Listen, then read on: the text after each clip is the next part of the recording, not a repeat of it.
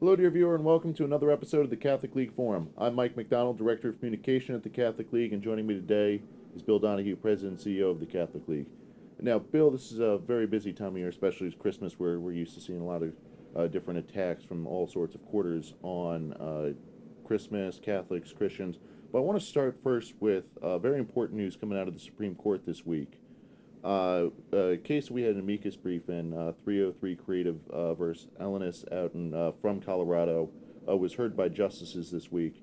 And you had a lot to say about that. Can you tell us a little bit about what's going on there? Yeah, I mean, the question here is about a web designer in Colorado. She's an artist, and she creates the web designs for people. She's never turned down a person because of any demographic characteristic. She doesn't ask people who you sleep with Right. in bed or whatever. She doesn't care whether you're homosexual, straight, doesn't make any difference. She does object when people try to tell her that you have to affirm a behavior Right. that she finds runs counter to her Christian tradition.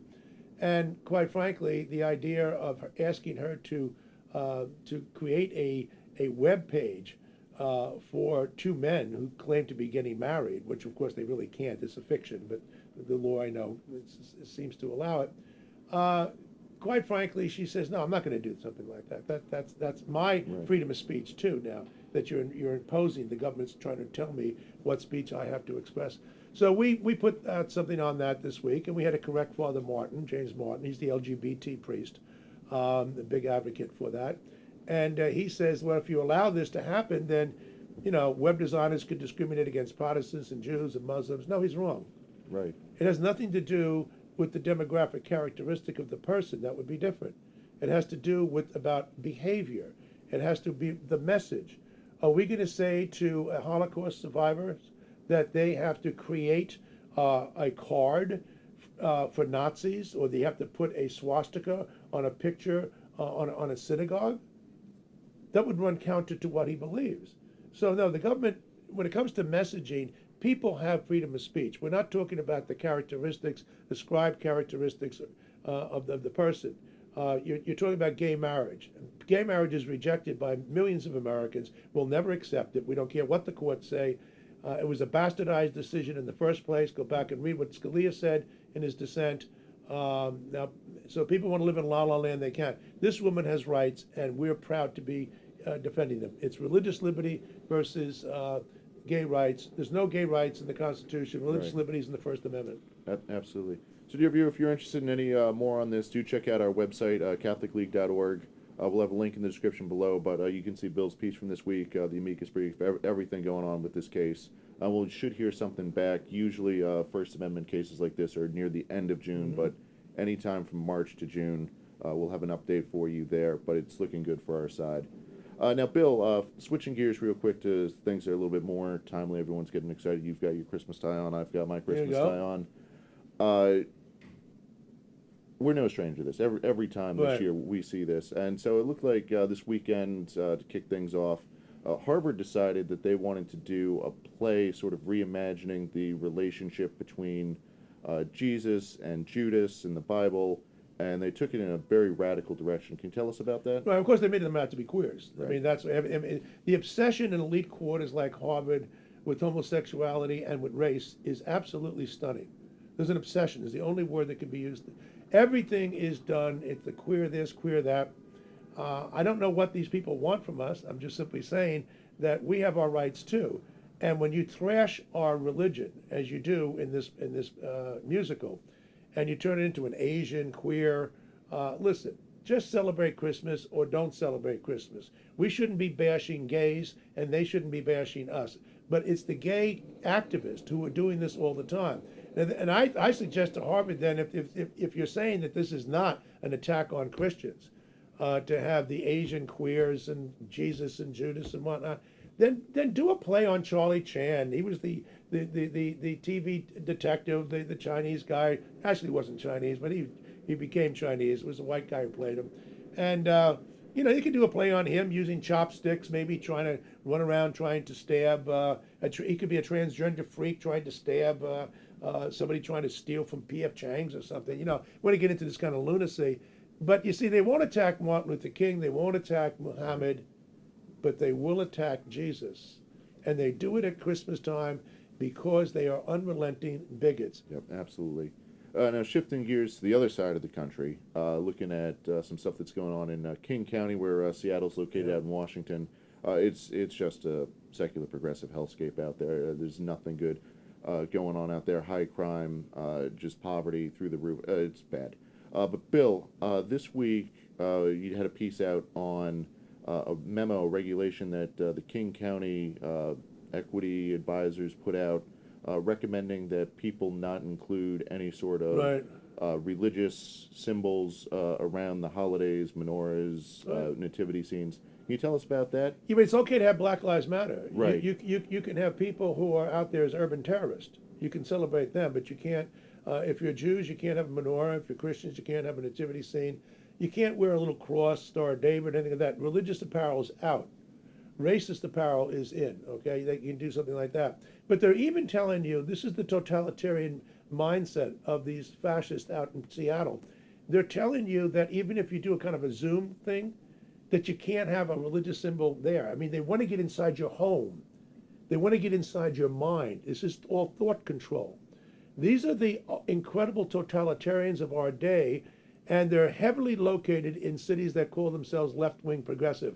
There's nothing progressive about them. They are regressive. They are fascist, and we need to call them for what they are. Absolutely. And, we're talking about education, the government, but even the activists are piling in on this. Oh, yeah. A little bit of a shocking story out of the great state of Texas. In Taylor, Texas, they were having a Christmas parade, and last year there was a big blow-up because this is put on by the ministers, priests out there. They put on the parade, and there was a group of drag queens marching in it, and that created a big mess. Can you tell us what's going on this year? Yeah, if the drag queens, we know what they want. They're out there to confuse little kids. I mean, they've admitted that. It's not my opinion. I can show anybody who wants to write into the Catholic League. I'll show you the evidence. It's all intentional. It's all done to confuse little kids. That's a form of child abuse, people, that we need to call for what it is. Yeah, drag queens in a Christmas float at Christmas time, we know what they're doing. They're putting their middle finger in our face, okay? Let's just put it right on the table. They should be thrown out. And by the way, we win on that in the Supreme Court. We've won on it in the past. Right. In the Hurley decision in Boston, when the gays, always the gays, tried to crash the St. Patrick's Day parade, unanimous decision before the Supreme Court. Justice Souter, who wasn't exactly a conservative, said, wait a minute. You can't have people come into a parade, which has a particular message, who are there to basically veto it. Right. If that's the case, then there's no freedom of association for anybody. You can have the Palestinian terrorists say, I want to join the Salute to Israel parade, and have with a big banner saying death to Israel. That would nix the entire message of what Jews want to have in celebrating Israel. So what's going on here is in tremendous intolerance coming largely, but not exclusively, from the gay community. We need gay leaders. Most gay people are good people like anybody else. We're talking about the activists here. We need gay activists who are decent human beings to come out and condemn this as what's going on, because it's giving gays then the bad name unless they go out and do something about it. We're not going to back down. We know everybody else is being intimidated. We'll never be intimidated at the Catholic League by any segment of the population. We just are here to call and tell the truth. Yeah. And one, I don't want to leave the viewer thinking that everything is just doom and gloom out there. Right. We have a great little tradition at the Catholic League. Every year we put up a nativity scene in Central Park. Life size for educational purposes as well as commemorating the season. Really? Can you tell us about the educational aspect of it? Well, I mean, here's the thing. People think you can't put a religious symbol on a public property without getting too granular into the weeds on this. Don't try to put a religious symbol right near City Hall or any kind of government park, because that could be argued that the government is giving its blessing in sanctioning and endorsing religion. Do it in those areas which are called public forums.